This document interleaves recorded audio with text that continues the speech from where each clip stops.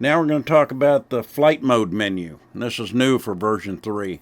Changing some of these parameters can drastically increase your current consumption. I'll mark them, but be careful.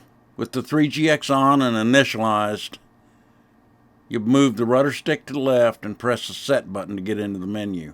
The status light flashes one time. That means we're adjusting the aileron roll rate and the elevator flip rate. We're going to set them to 80 and then back to 50. Aileron does roll rate, elevator does flip rate. Each solid LED indicates 20%, each flashing LED is 10%. So 50%, you got 40 plus 10 is 50.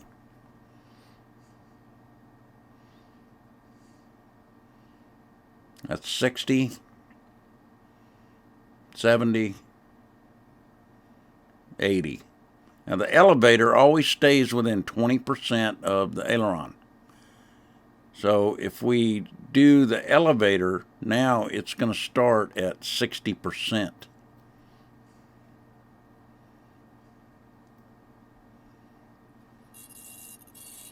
If we try to lower this value, we can't because the aileron rate's set at 80.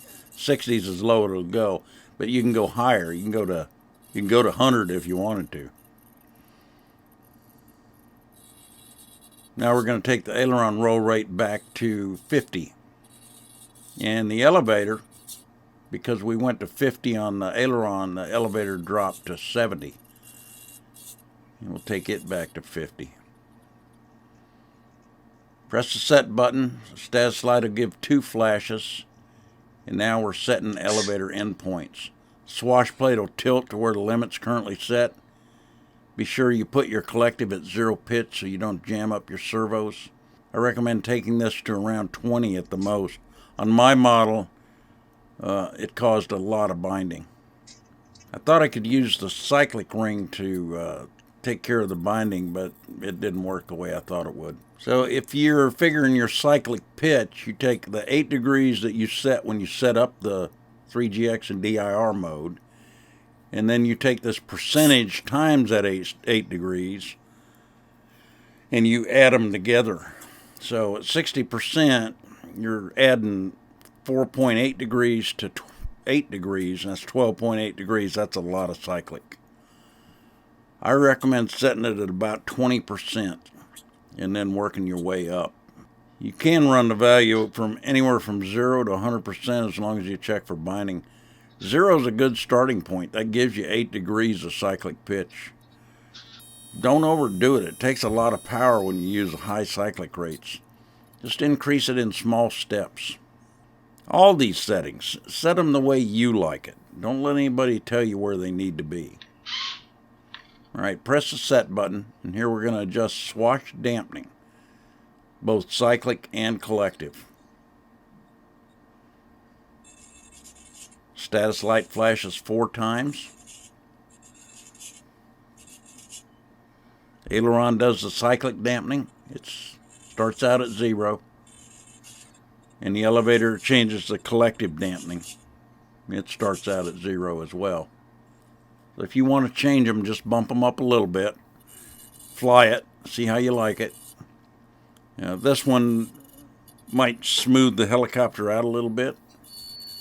If you see bounces when you do like a roll or a tick-tock and you see a bounce, you might want to increase the dampening a little bit. Alright, press the set button. Here we adjust cyclic acceleration and collective acceleration. And this is the one that can really get you in trouble. The status light flashes 5 times. And I'll guarantee you, when you increase this setting, you're going to increase your current draw. So be sure your BEC or power supply can provide at least 10 amps. And beginners, I wouldn't mess with this if I were you.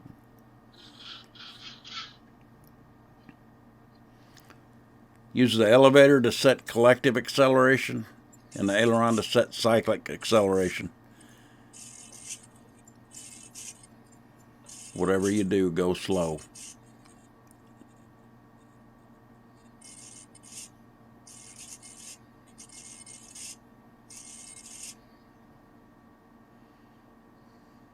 is 0, that's a good place to start. Press the set button to get back to operational mode, and you're ready to go.